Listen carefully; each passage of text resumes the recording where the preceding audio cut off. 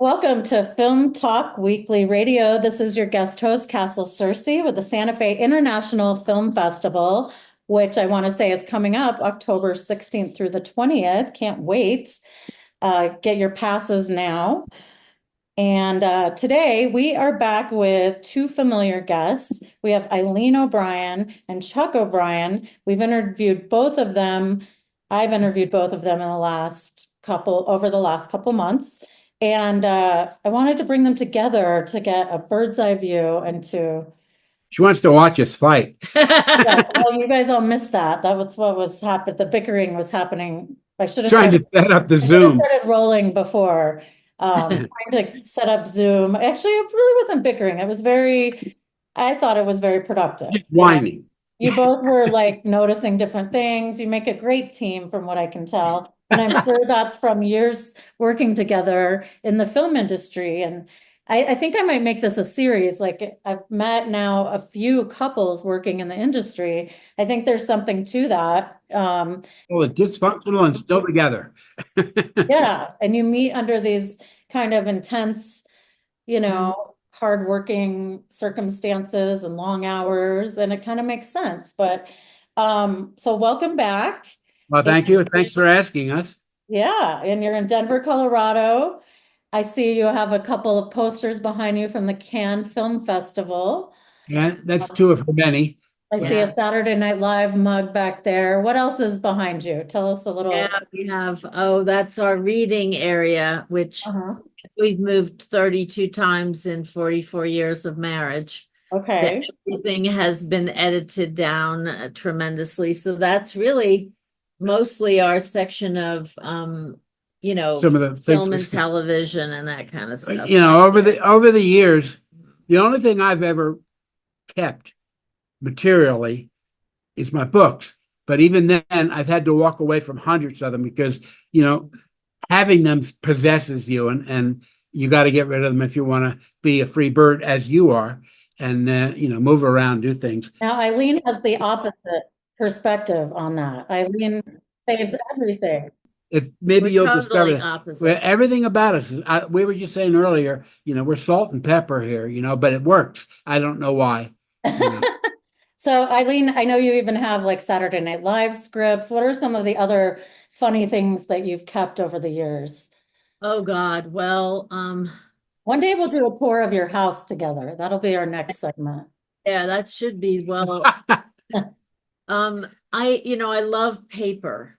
And so right now I'm feeling very disenfranchised in the universe because, of course, paper is considered, almost, I would say you're scowled at if you say, oh, can I have that on paper? In fact, I just found out that Denver Film Festival is not going to print a program this year. That's just making me crazy. I know, because I have to have paper. In fact, the running thing for all these years, because I worked at the Denver Film Festival. I ran it in 1999. I was the producer that year. And then we left and went back east. And then I came back as the director of membership and volunteers in 2006. And starting in 2006, I started to do what I have done at every festival I've ever been to, which is it's a running joke. They call it a paper PDF, personal, what is it? Not PDF. Portable. Personal when document file, maybe. Yeah, when you used to have those little like calendars and you're in a little computer kind of thing. Anyway, it was only a little while that they had those, but she cuts out every program, puts it in, pastes it, where she's going to be, what she's going to. I've seen it. I mean, it's incredible. And here's what it is. It's the entire festival with a page or two for each day, which then I put in all the important elements, like the films I'm going to, mostly like panels. When I'm doing Q&As, which I do at Santa Fe, I've done at Santa Fe for 10 years, one of my great joys in life. And so I don't want to miss, that I need to be at such and such a theater because it's really hard to keep up. Now you can do it electronically now, but honestly, nothing works better than paper because what I would be able to do, and people constantly ask me to make this for them, but it takes me hours to do it because I paste in every single, then I do it A through Z. So the beginning of it is a daily calendar that then has everything written in so I can quickly look. So when someone says to me, oh, I'd really like you to see my film, which when I was a programmer, I was an artistic director for years. And when they say to me, oh, I love for you to see my film on Wednesday, I open to that page right away and I say, no, I can't do that. I'm going to be somewhere else, right? So that can be done with paper, and electronically. You're going through your calendar, you can't find it. There's nothing quite like paper, you know. In fact, there was a cartoon in the New Yorker today that had this guy coming up and handing this big stack of paper and books and everything to a woman in the office, and he said, here's the instructions on how we're going to go paperless. You know? Yeah. It's like, it's always a good theory. And everyone's always trying to say they're going to go paperless. And then I was always the girl with the papers. So I, at one point this was right when we moved back here, 2006, I guess. And then I finally had to get rid of it because I couldn't afford the storage. I had 6 4-drawer file cabinets that in each of them was different parts of my life and my career that I had kept. And now I'm really bummed, of course, because anytime you're a collector, it makes you crazy to let go of things. So I had to get rid of a lot of that. But what I did keep was most of the paperwork from my years in New York, which actually Ian Fermiglia, he's the guy I did a podcast called Ian Talks Comedy, and he desperately wants me to Xerox all of my scripts. I have three scripts only from SNL, which is really a bummer because every week we throw the script away, right? Mm-hmm. But I thought to myself in those days, I should save some of this.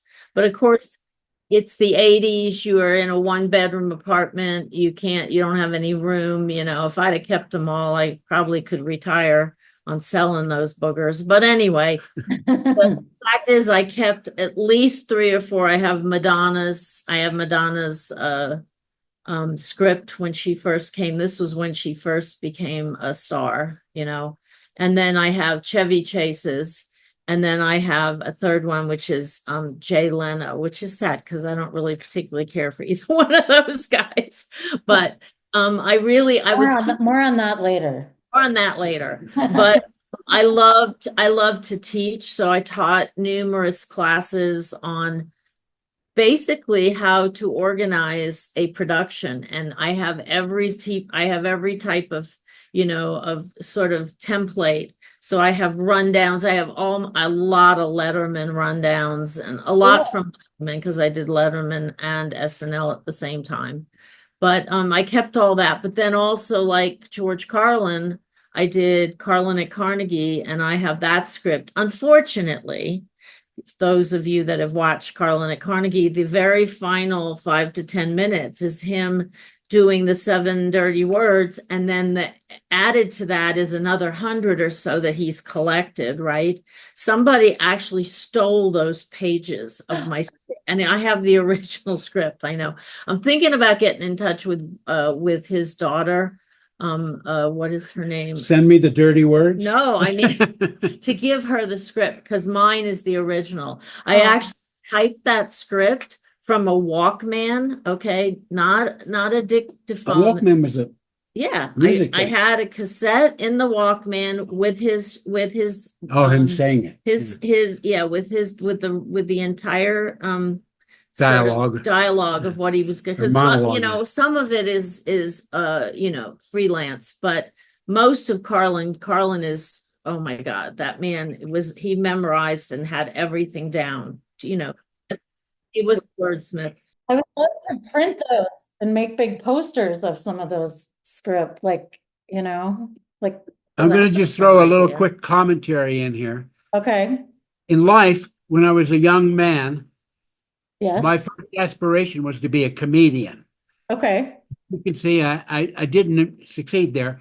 However, then later when we're both working in the industry, I'm in there adjusting levels and doing other, and she's out running around with all my favorite comedians. So if you want to know what it's like to be, married to somebody in the business, you got to put aside your jealousy, because she was living close to the life I hoped that I would be. And I, being a poet and a philosopher, was trying to be an engineer, and I didn't know AC from DC. We're going to take a short break for these messages. This is Castle guest hosting Film Talk Weekly, and we are here with Chuck O'Brien. We were here with Eileen O'Brien, but she stepped out of frame. Are you having a cocktail, Eileen? Is it? She is. I am scotch and soda. Once again, we're so opposite. I'm drinking water. He's drinking 5 water. o'clock somewhere. You got it. I don't drink alcohol. It's not because I'm against it. I just don't enjoy it. It just doesn't work. Even well. I grew up in Europe, and there was no age limits. People in my high school classes and even junior high, they always had their place to go drink and everything like that. And I would go because I didn't want to be left out, but I would nurse a beer all night, still the glass is half full. I just never liked it. But on the other hand, he does like his I like weed. hallucinogenics. He likes hallucinogenics and weed. But okay, I wanted to tell this story because since we're doing couple thing, right? Yes. Or is that all right? Yes. But I did want to get your title and your job titles, because just a frame where So people know what we're talking about. you've been a teacher, a camera woman, Cue card. Okay, so I was a girl, then a camera woman, then a assistant to producer directors at South Carolina ETV. Then I became cue card girl. Well, I was a production assistant in New York, then eventually became cue card girl. That's when I worked as a production assistant with George Carlin, Robert Klein. I worked with Emil Ardolino, who went on to direct Dirty Dancing. So in my first couple of years in New York, I was a production assistant, what they call a control room production assistant. Let me tell you a real quick story here. When we first met, we did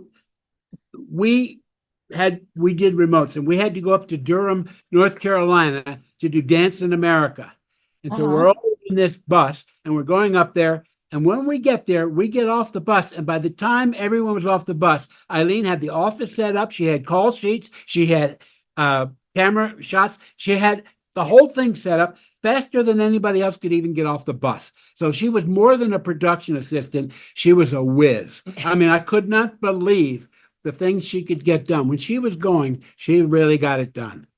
So just a little side. Well, the thing she still does. Yeah, the key to what I love is I love an event, and I love it. I especially love when it's not too thought through. That's why I love live TV as well as film festivals. See, when I did my first film festival in Cannes, I went, oh my God, this is like live TV, because even though the films are all, pre-made, right? The experience and the event is a live event. So people are coming and they're in the theater, and then you got Q&As and the artists are coming and you're seeing them, because Cannes, had a lot of that. And that was my first festival. I'd never even been to a film festival when I worked Cannes. It was crazy. But when we met, I was an assistant to producer directors, and there was this project, and we were assigned to drive from Columbia, South Carolina to Charleston 3 weekends in a row. And he was the driver and the cameraman, and I was the production assistant. And the storyteller. And I couldn't believe it. I was just So we were sitting in the front. So he was driving and I was talking. So there you have it. And by the third weekend, and this is, I lived with somebody else at the time. I was just enamored with him, and I think he with me, but he would go to the guys on the crew, because I worked there for years and they all knew me, and he would say, I told the lighting director, I said, I think I'm falling in love with Eileen. And he said, oh, everybody loves Eileen. Get in line. Yeah. So this is my favorite story about this crazy time. So we had this moment, right, at the third weekend. We're in a bar, because of course all production ends up in a bar, right, at a party or in a bar.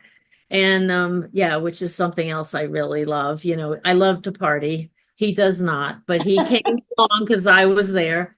And in fact, he at 5 years we were in Canton, he never came to any parties, and people thought I made him up. He's like, he's your snuffleupagus. Yes, Yeah. they thought I was making him up. Yeah, you know, so that was she wouldn't crazy. get hit on. She'd say, Right. "Oh, I'm married." I'm married, But right? you know, we've been watching you for years and going to your parties. We've never seen you. Nobody Because I believed was it. all over Europe, Yeah. you know, doing my He was my traveling, so marketing. it was easy. But so we were at this bar, and our dear friends Jill and Oz, who are camera people, and Jill was my mentor because she was the only other woman that was running camera. She had taught me everything, and we were very close to them. And we were sitting at a table all together, and the next thing you know, the two of us were kissing, and Jill went, "Oh my." Oh I'm like, my. oh my, right? And we were like, uh-oh. So we knew something We're had busted. happened. We were busted. Can we And see a kiss right now? oh, Sure. The kiss cam. That's Yeah. always a privilege. Oh, yeah. The kiss So cam. Jill was like, you know, Love and show business. yeah, and she knew it was like kind of. So we got back home and we went, oh God, what are we gonna do? Because I'm living with another guy that I'd been with for years, but it was sort of never gonna go anywhere. I kind of think we both knew that. And so I decided I would move out. But before that happened, and what made me decide that is we met in the parking lot of the Piggly Wiggly. Okay, Hmm. talk about your Southern moment, right? He said to me, because we were nervous about being seen together because we didn't quite know because we were working together. And at that time, it wasn't encouraged, but it, you know, it wasn't against the rules. Now it's probably against the Wait. rules, but Before we got married, we had to ask permission. yeah, we went to the HR woman, Oh, Jane lived. really? Yeah, and we went to her because we were freaked out that, you know, we were working and that this happened. And she said, "Oh my goodness, I'm so honored that you came to me," you know. And we were like, well, we didn't know if it was against the rules, you know. And she said, well, we don't encourage, but we can't keep you from doing it, right? And so she basically gave us the, you know, We were going to get married, but yeah, working at ETV, South Carolina, was a wonderful thing, but there was no money in it. I mean, Yeah. we were state employees, so we could be poor forever. Forever. You know, but if Although we they- were worried that if we got married, maybe one of us would have to lose the job. right. And, you know, there was just no way. So we did go get permission and everything. She said, that's fine. It's that you came to me. Well, you because know. neither one of us was directly the other one's boss. Right. Although Yeah. she really pretty much told me what to do. We met in this Piggly Wiggly parking lot and we had this conversation where it was like, what are we going to do? And, you know, we both kind of weren't really fully saying what we were up to, but in essence, what we were up to is that we were both smitten and decided this was going to be it, you know. And I said to my sister at the time, I don't know, you know, I think I'm in love with him. And she said, well, then go for it. Oh. To my mind, The- yeah. The thing that I've never forgotten from that is at one point she said, you know, the people I'm usually with, you know, they're very sarcastic. And to this day, there's no more sarcastic person in the world than me. You know, I mean, I just sit around all day writing sarcastic emails, but I thought, you're not going to be missing anything, you know, with You me. weren't sarcastic. Well, no, then, not with you, know, but it since- was that once a- honeymoon yeah. period. So literally a month after we met, we went to cover Spoleto, the arts festival in Charleston, South Carolina, this beautiful arts festival. You know, we should do that sometime together. Okay. Yeah. Because it's opera and theater and music And ballet. dance. Yeah. It's high-end arts, which was wonderful. right. Really great, you know, and Beautiful. a lot of work to cover when you're doing it as a crew. I mean, we had to go from event to event, quickly set up. Right. Usually, you know, no less than 3 cameras, sometimes 5, sometimes 7, Yeah. and you know, and shot sheets and everything. Except Mhm. this one guy, one of our directors, I've never forgotten, Mac Mahan, his name was, and we were all on the headsets, and he says, "Okay, people, let's just wing it. Yeah, that's what I like. Right. Because we had so many events that, usually had someone scout Crazy. ahead or something like that and Uh-huh. try and pick up the shots. But in this case, we're then we just, okay, let's just go for it, Yeah. and it turned out good because we would make a half-hour show Yeah, and it was like and then send it up, what would you call to it? PBS. Variety. It was Yeah. a variety. It was a half-hour PBS show during They covered it, yeah. right. Anyway. But we're down there and we are in a hotel. The whole crew is in this hotel on King Street in Charleston. And I had a separate room and but we hung out. And then one day we still don't know who said this. We said, let's just get married. And we walked down the Yeah, we don't know street. which one brought it up Still first. can't remember. So we walked down the street to what they call the Four Corners of Law in Charleston. So there's a church and there's a courthouse and there's like There's a federal the federal building and a building. state building. Yeah, and they call it the Four Anyway. Corners. And so we went to the courthouse, okay, and we were both working so much, right? It was just during one period where we had both of us free time. And we walked in and they said, oh, fill out this form. And we filled out this form and we said, now we want to get married. And they said, oh, no, you have to wait 24 hours to prove To get sober. to not drunk, right? That you're not Wow. drunk. And I went, oh my God. So then every day we'd call each other and say, hey, can we go get married today? And he'd say, oh, and we couldn't match up our schedule.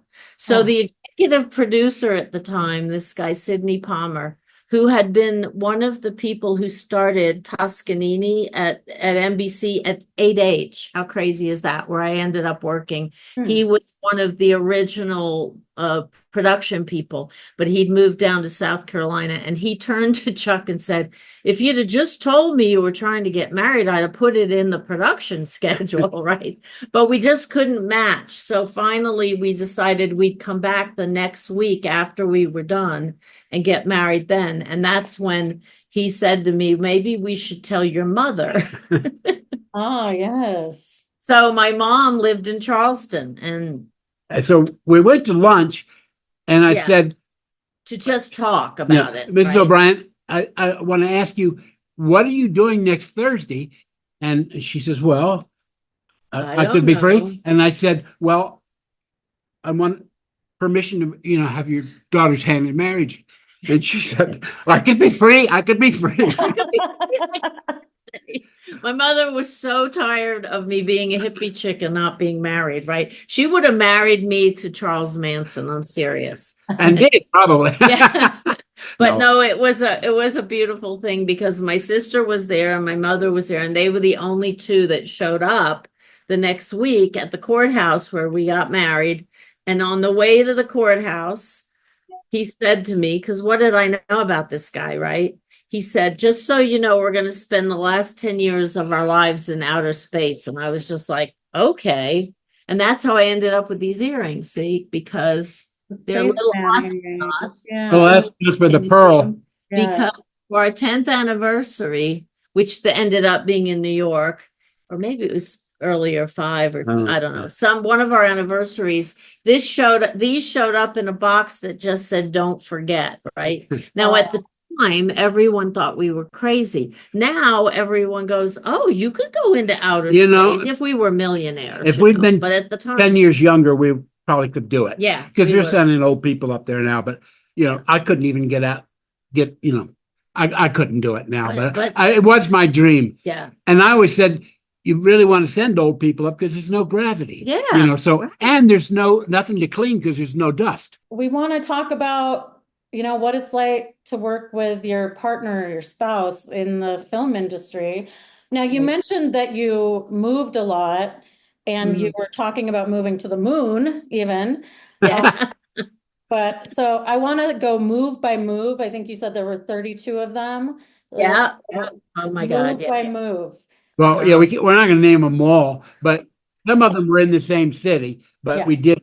But, in this industry, you have, unless you just take a job that you're going to keep forever, which is not frequently done, Right. it really is project to project in many ways, and you have to be available to move on and do something else. Right. And so we did that, and it was doable. Eileen, as we discussed earlier, is a collector, and I mean when we came back from the south of France with all the stuff that she bought, we went there with nothing. We put everything in storage, and then when we came back with all the stuff that she bought there and added it to everything in storage, it took 18-wheeler trucks to pull up to our place where we're here. One was in a boat. The boat. Okay, so we moved back from France to LA and we bought a 5-bedroom house because if you are an expatriate employee, which means you work for an American company overseas, don't return to the United States more than at our 10 days. Like, if you 30, if you were less than 10 days. days in the United States. No, 36. It was more than that. Yeah. No, I didn't go for, anyway. No, well, who knows? A certain period of time. Doesn't matter. But you don't have to pay taxes up on your first $75,000. $75,000. So we were able to saved save our money. Even though Eileen did like the best restaurants in Europe, we still managed to save some money. I do like to eat. But basically what happened is we ended up in LA and he, of course, the day that we were purchasing the house is the day that he got laid off from the company. Well, I didn't get laid off, but they downsized down. because they were trying to sell the company. Right. But they didn't tell me but we had because they were afraid I would blab. We had a boat arriving that had all the stuff from my 2-bedroom apartment in Canton, and then an 18-wheeler coming from Atlanta that we put in storage before we left. So literally that's how I ended up with so much stuff for so many years that I finally kind of edited out, because seriously, the books we have, which I do love books, but they're like 1/10 the amount that we had because she likes things. She likes material things, and they mean a lot to her. So I don't diminish that, and I don't. I mean, when we met, and I invited her over to my apartment, I had 2 chess pieces. That was my decoration, what are these? I had about 3 changes of clothes. I had a futon and a typewriter, and that was all I owned, And I pointed to these chess pieces and I said, "What are these?" And he went, "Knickknacks." I said, "Knickknacks." He went, like, "Where are the rest of them?"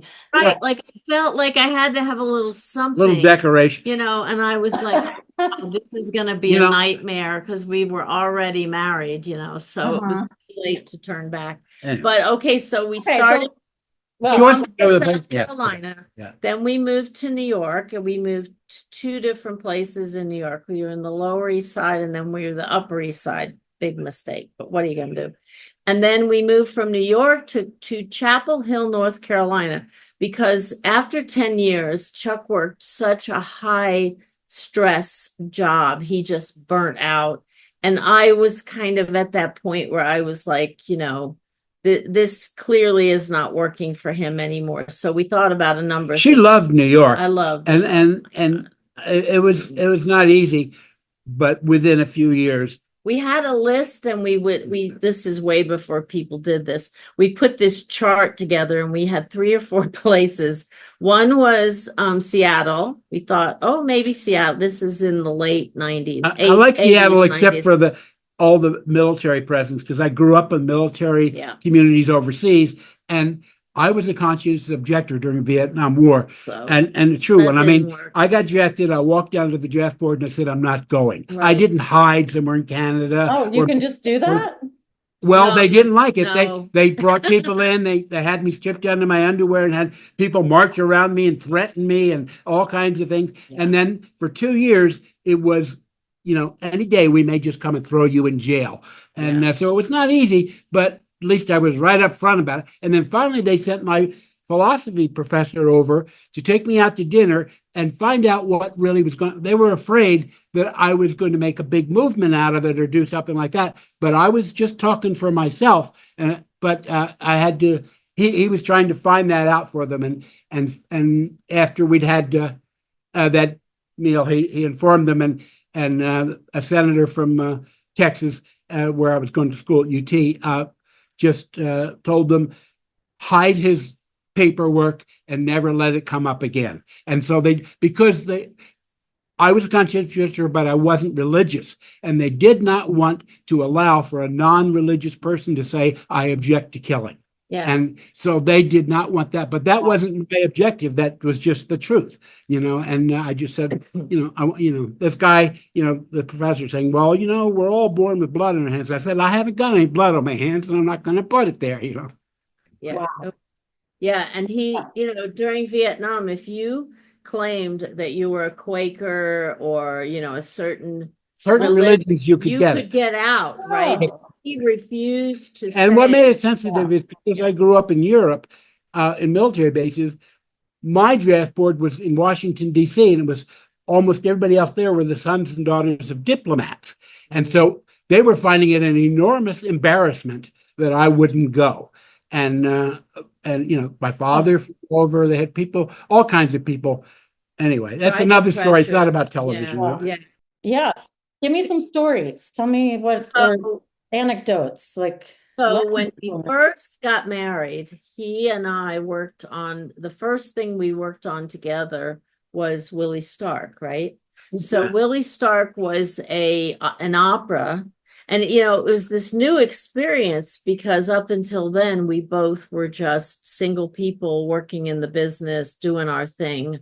Well, I mean, I was living with somebody, but I was not involved, not involved with. I was not living with anyone. As they say, came with no baggage. I'd never even had a girl look at me before, so I was, like, no skeletons, no. But baggage. basically, we were put on this project together, and I went out to Houston where we shot this opera.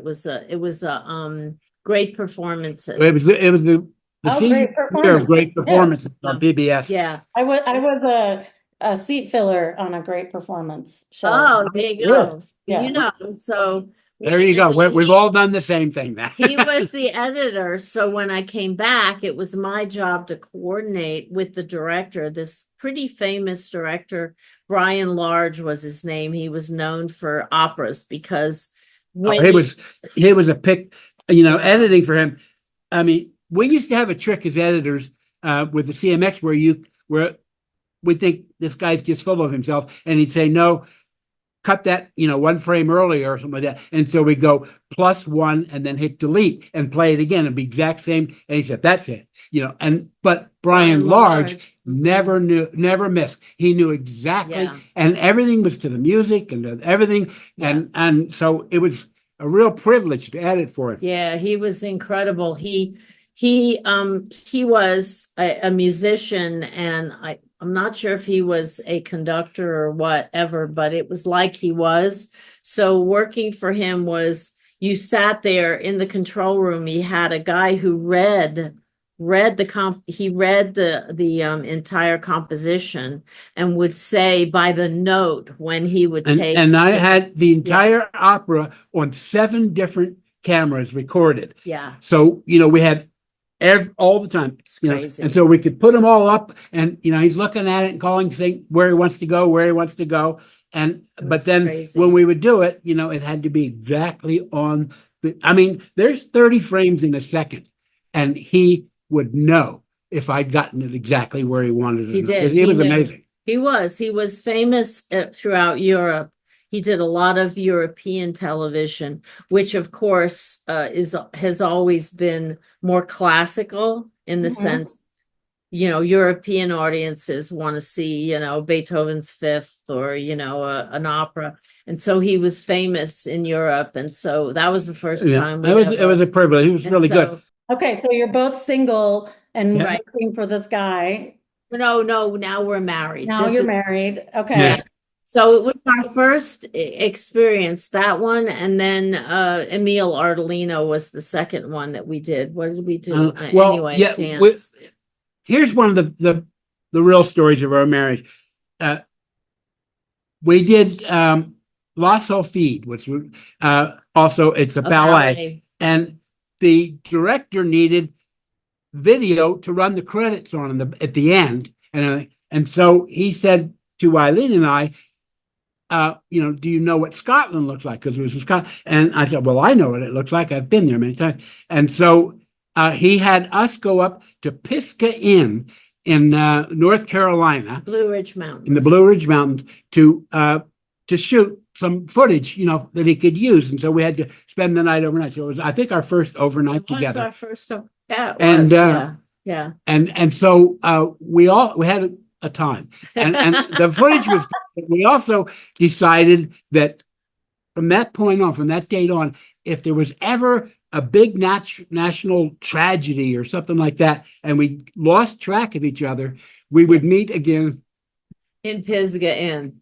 Well, we've just seen Reds, okay, which was no, it was Dr. Zvago with Julie. Reds. Oh. We saw Reds, Okay. and it was Diane Keaton and oh God, the guy that was Dick Tracy. What's his name? But Warren Beatty. Warren Beatty, Diane Keaton, and it was the story of the Russian Revolution, and they got separated, and she like trudged through like the tundra to get to him. And I said to him, I never want that to happen. That was going to be our meeting That place was if we ever to totally this lost day. track. Anyway, If there is a nuclear, because that's really where we explosion, started. yeah.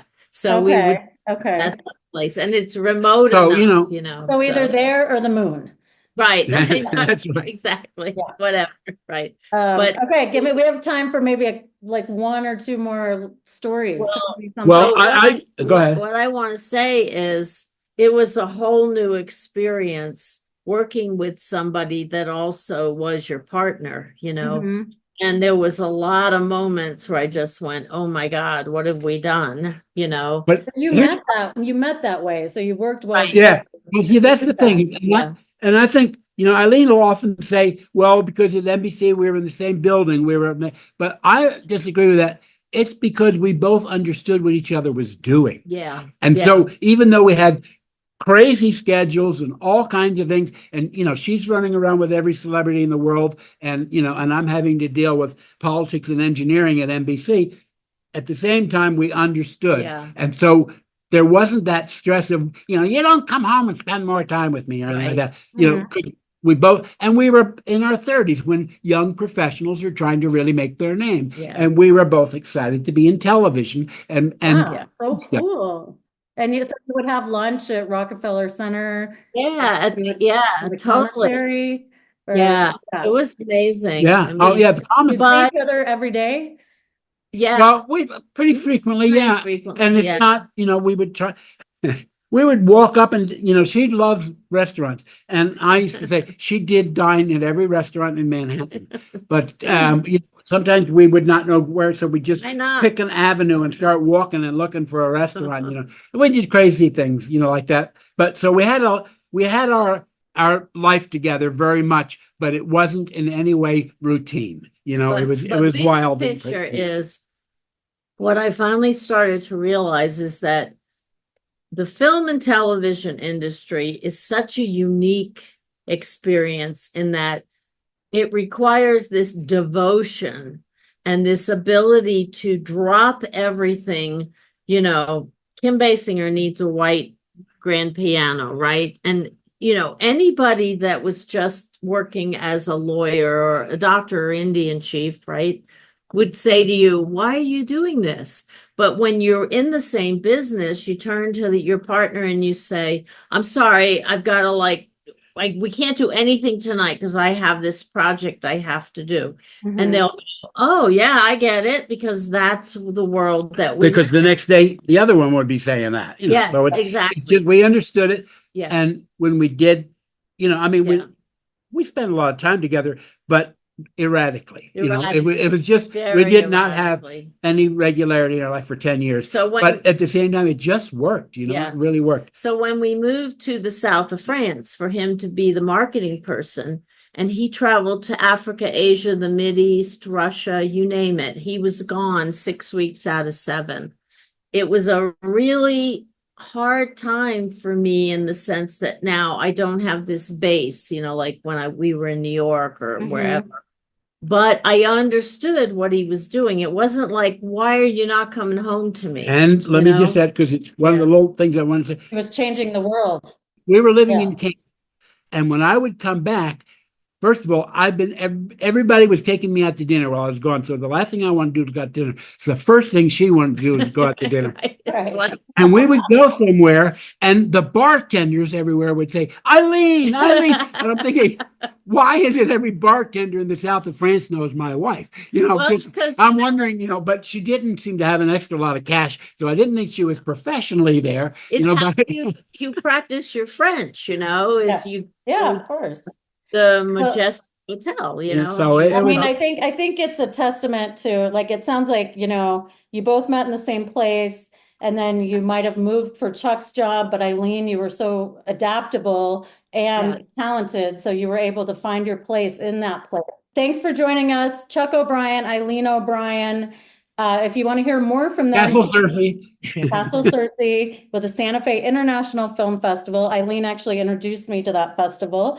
And if you want to hear more from them, go to santafe.com for the podcast, go to our YouTube page.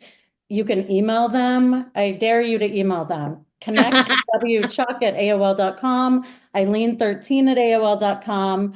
And thanks for joining us.